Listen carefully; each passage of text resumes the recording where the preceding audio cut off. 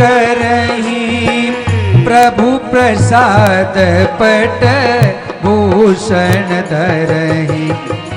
तुम्हि निवेदित भोजन करहीं प्रभु प्रसाद पट भूषण धरहीं।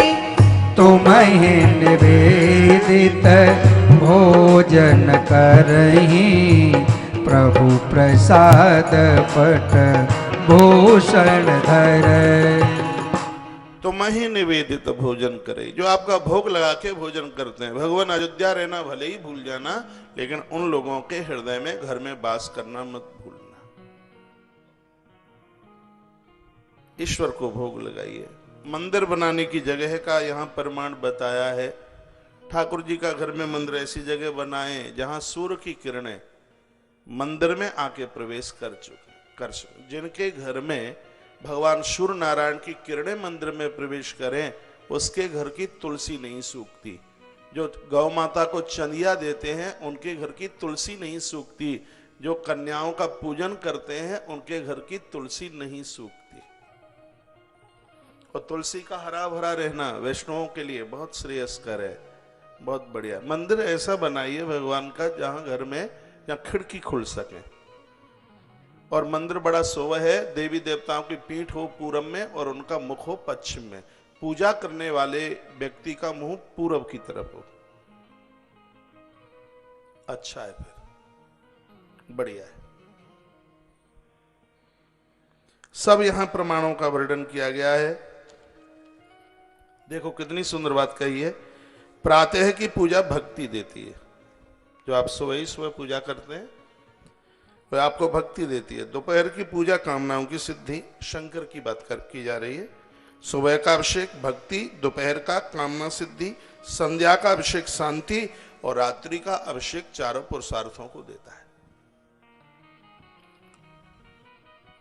सर्व पाप विनिर्मुक्ता सद्य शिव पदम लभेत। धरती का ऐसा कोई पाप नहीं है जो भगवान शंकर के महारुद्रा अभिषेक के करने से जो नष्ट न होता हो।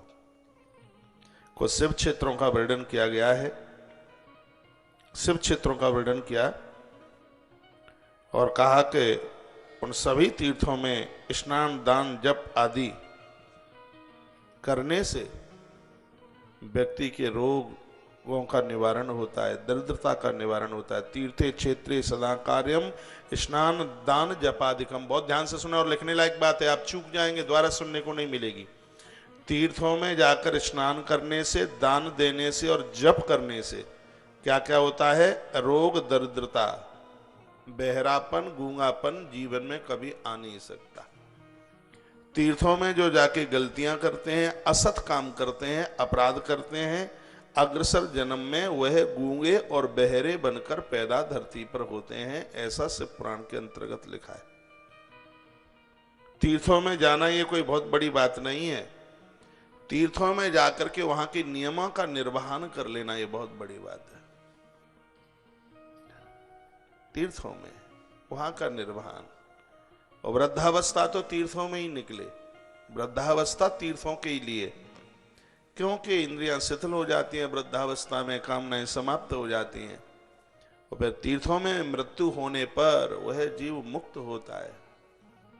ऐसा भी वर्णन है। पूर्व के राजा लोग वृद्धावस्था में तीर्थों में ही पहुंच जाया करते थे।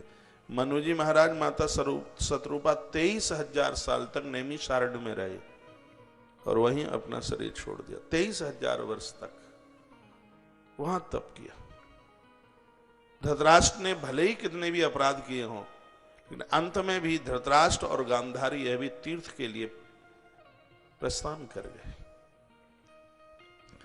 तो तीर्थों की बहुत बड़ी बड़ी महिमा है। लिखा है कि सरस्वती नदी पुण्याम प्रोक्ता षष्ठी मुखा तथा तत्तीरे बसेत प्राज्ञ क्रमाद ब्रह्म पदम लभेत। सरस्वती माता, सरस्वती नदी जिनके 60 मुख हैं, और सरस्वती नदी के किनारे पर मृत्यु होने वाले उस व्यक्ति को ब्रह्म पद की प्राप्ति होती है, ब्रह्मलोक की प्राप्ति होती है। हेमवद गिरिजा गंगा पुण्या सतमुखाम नदी। गंगा मैया 100 मुख वाली है। तत्तीरे चैव काश्यादि पुण्य क्षेत्रान्य सह। प्रयाग है, काशी है और हरिद्वार है, ऐसी जगह पर मृत्यु होने पर व्यक्ति विष्णु लोक को प्राप्त होता है। और फिर कहा चतुर्विंश मुखा पुण्याम नर्मदा च महानदी, 24 मुख वाली कोई नदी है, उसका नाम मातु नर्मदा है। नर्मदा मैया इसके 24 मुख हैं। और यहां पर यदि किसी व्यक्ति की मृत्यु हुई है, ऐसे लोग भी शिवलोक को प्रस्थान करते हैं।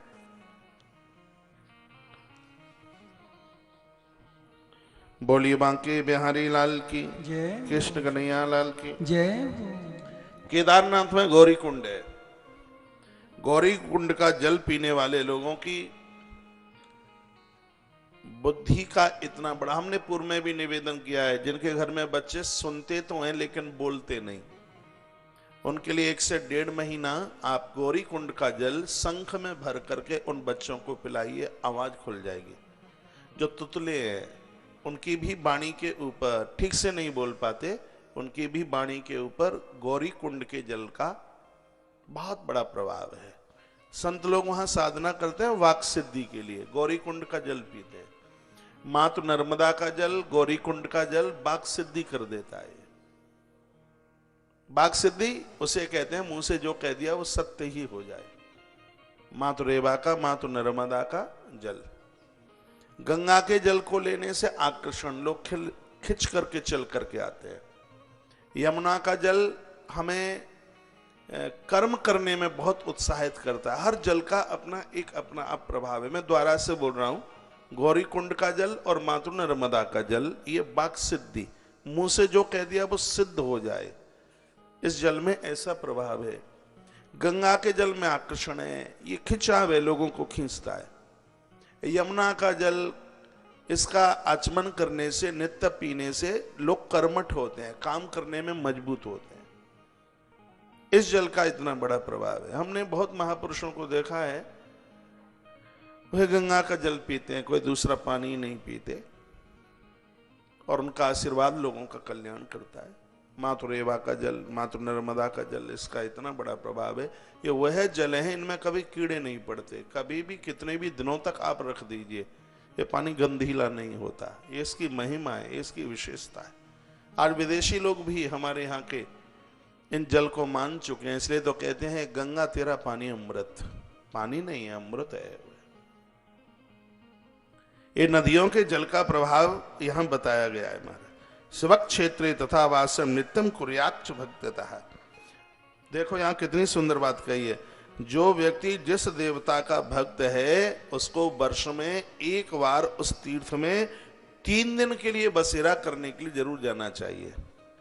जैसे आप कृष्ण के भक्त हैं तो 3 दिन के लिए कभी वृंदावन चले जाइए, श्री द्वारका जी चले जाइए, पुरी जगन्नाथ चले जाइए। आप शंकर जी के भक्त हैं, कभी आप उज्जैन चले जाइए, कभी काशी चले जाइए, कभी केदारखंड चले जाइए।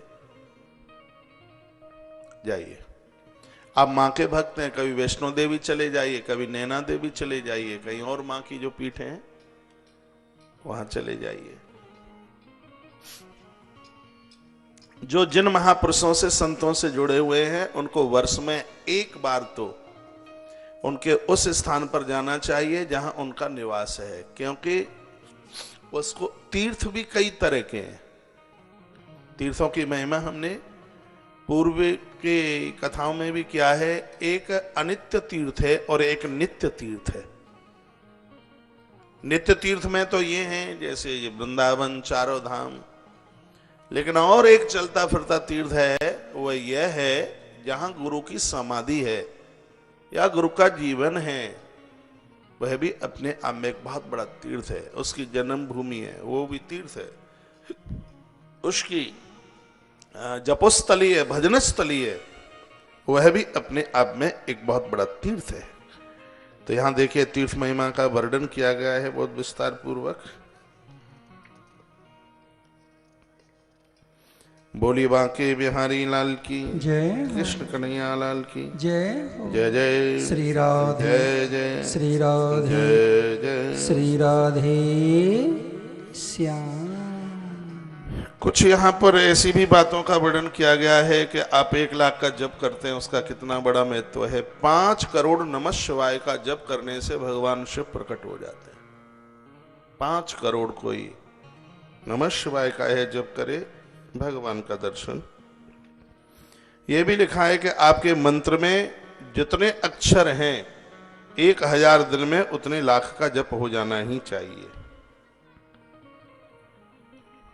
और भी तमाम नदियों का वर्णन किया गया। और आइए, लिखा है गंगायाम माघ मासे तु तथा कुंभ गते रभु श्राद्धम व पिंडदानम व तिलोदा कथा मा विवाह।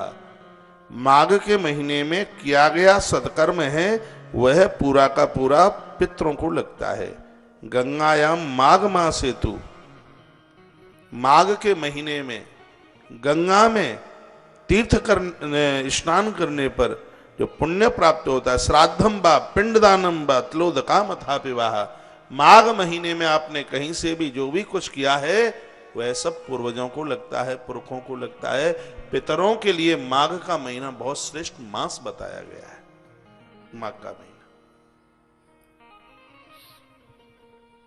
अमावस्या का वर्णन है। घर में यदि किसी के घर में किसी भी प्रकार का कोई दोष है, पितृदोष, कोई दिक्कत, कोई अकाल मृत्यु और भी ऐसी कोई दिक्कत, 1 वर्ष भर के लिए हर अमावस्या को ब्राह्मण को भोजन कराइए। घर की आपदाएं परेशानियां समाप्त हो जाएंगी। शिव महापुराण बड़ा अद्भुत ग्रंथ है, बहुत विशेष ग्रंथ है। देखिए यहां सदाचार का वर्णन किया है। कागज कलम अपने पास में रखना, ये ले चलता नहीं है। ऋषि उच्च ऋषियों ने कहा कि सदाचार श्रावयासु येन लोकान जयेद बुध धर्मा धर्ममयान ब्रूधि स्वर्ग नारकदास्तथा। स्वर्ग जीव कैसे जाता है और कौन सी गलती करने पर व्यक्ति नरक जाता है, ये आप हमें थोड़ा ठीक से बता दें तो आपकी बहुत बड़ी कृपा होगी। यहाँ कहा गया है कोई भी अनुष्ठान यह व्यक्ति करता है, सबसे पहले वह अनुष्ठान व्यक्ति की आयु को बढ़ाता है, उम्र को बढ़ाता है। और ऐसा ग्रंथों में वर्णन किया गया है कि शतायु बड़भागी भाग्यशाली लोग, गोस्वामी तुलसीदास जी महाराज 126 साल जीवन जी करके गए, 125 साल से ज्यादा।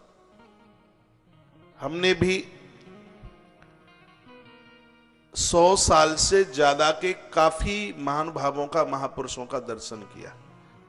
उनकी कोई जीवन जीने की एक शैली रही।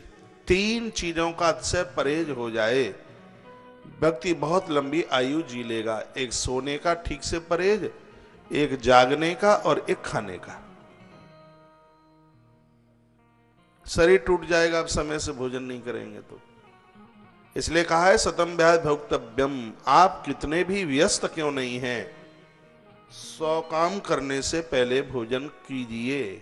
यदि प्रकृति के लिए कुछ करना है तो, ईश्वर के लिए, भगवान के लिए, परमार्थ के लिए कुछ करना है तो समय से भोजन। ये नहीं कि 6 बजे कर लिया, कल 12 बजे कर लिया, फिर 3 दिन की एब्सेंट ही है। नहीं, कम खाइए ना। इंजन में भी पेट्रोल डीजल नहीं होगा तो वो एयर लेगी, और इंजन का एयर लेना उस मशीन को कमजोर बनाता है, पुर्जों को कमजोर बनाता है। और आप भी समय से फिर इसमें तेल पानी नहीं डालोगे तो कमजोर हो जाओगे। कमजोर हो जाओगे, कुछ कर नहीं पाओगे। चलते समय आंखों में रचौंदा आएगा, आंखों में अंधेरा होगा, गिरेंगे, लड़खड़ाएंगे। तो देखो कितनी सुंदर सुंदर बातें कही जा रही हैं ग्रंथ में। तो एक भोजन का समय हो और एक सोने का समय। आदमी टूट जाएगा यदि उसकी नींद पूरी नहीं होगी तो। रात्रि को समय से सो जाइए, बिफोर 10 o'clock, 10 से पहले। और भोर में जागे भी थोड़ा जल्दी, थोड़ा घूमे, उलाने पाम। सुबह का उलाने पाम घूमना स्वास्थ्य के लिए बहुत बढ़िया है। छत पर चढ़ जाइए, आसपास गमले लगाइए, पेड़ पौधे लगाइए, ऑक्सीजन मिलेगी, आपका स्वास्थ्य ठीक होगा। आप खुद में वैद्य क्यों नहीं बनते, डॉक्टर क्यों नहीं बनते खुद में? पहला सुख है निर्मल काया। शरीर स्वस्थ है तो सब ठीक है। कुछ पेड़ हैं वो घर में गमलों में लगाना, कदम लगाना, बेलपत्र लगाना, थोड़ी दूर्वा लगाना, देसी दूर्वा जो गणेश पर चढ़ती है, ये आपको बहुत फायदा देगी। तुलसी लगाना, आंवला लगाना, नीम बहुत लाभदायक होता है। हफ्ते में एक बार मेथी के दाने की सब्जी गुड़ के साथ बना के खाइए, हफ्ते में 8 दिन में एक बार। मेथी की सब्जी, साग मेथी का आपको बहुत फायदा करेगा, स्वास्थ्य के लिए बहुत लाभकारी होगा। और ऐसी चीजों का थोड़ा परहेज कीजिए जो आपको तामसी बनाती है, जो आपको प्रमादी बनाती है। लहसुन का मैं बिल्कुल विरोधी नहीं हूं, ब्लड प्रेशर को बहुत कंट्रोल में लहसुन करता है, लेकिन इसको स्वाद के लिए नहीं, कभी इसको दवाई के रूप में आप ले सकते हैं, औषधि के रूप में आप ले सकते हैं। नहीं तो इसमें तामस प्याज लहसुन में इतनी है कि काम करने का मन ही नहीं करता, आदमी आलसी, प्रमादी। अंग्रेजी दवाइयों में एक सिरप आती थी खांसी की, अब तो आती है कि नहीं, उसका नाम था कोरेक्स।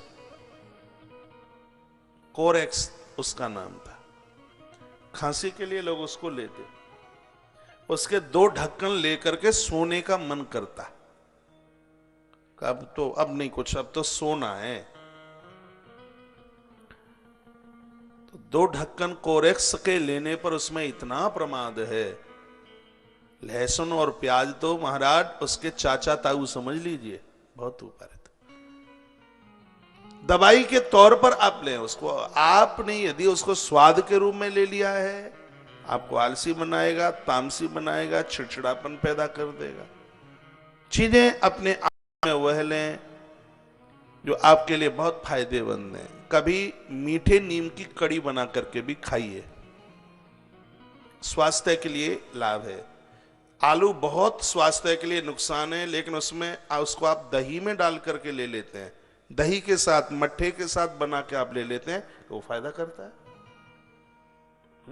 आलू स्वास्थ्य को नुकसान है, ठीक नहीं है आलू। समय बहुत फायदा करता को क्या आप ब्राहित प्रावण का विसर्जन कर, ये आयु बढ़ाते हैं। सोते समय मस्तिष्क हो पूर्व की तरफ और पाम हो पश्चिम की तरफ, इससे ज्ञान बढ़ता है। और सोते समय मुख हो मस्तिष्क हो उत्तर की तरफ, पाम हो दक्षिण की तरफ, तो ग्रंथ कहता है कि मौत भी हो जाए तो संशय न समझना, आयु क्षीण होती है उससे। कहीं 1 आध दिन के लिए गए, बात वो है, तो बात अलग है। नित्य का जो आपका सोने का बिस्तरा है, उसमें पाम दक्षिण की तरफ नहीं होनी चाहिए। कुछ और भी बातें बताई गई हैं। जला अग्नि ब्राह्मणादि नाम देवानाम ना विमुख्यता। यहां लिखा गया है मलमूत्र विसर्जन करते समय जल नहीं हो, आगे अग्नि नहीं हो, ब्राह्मण का घर न हो, घर नहीं हो, और किसी भी देवता का मंदिर न हो। इस बात का ध्यान रखा जाए, नहीं तो व्यक्ति बहुत बड़ा दोषी होता है, बहुत बड़ा अपराधी होता है। ऐसा भी लिखा है, जले नैव शोचम कुर्या जलाद्वियः। तत्पश्चात कहा कि ये न केन च पात्रेण काष्ठेन च जलाद्वया, ये न केन च पात्रेण। भोजन के लिए काष्ठ का पात्र बहुत बढ़िया बताया, इसलिए सन्यासी लोग लकड़ी के पात्र में भोजन करते हैं। कार्य हम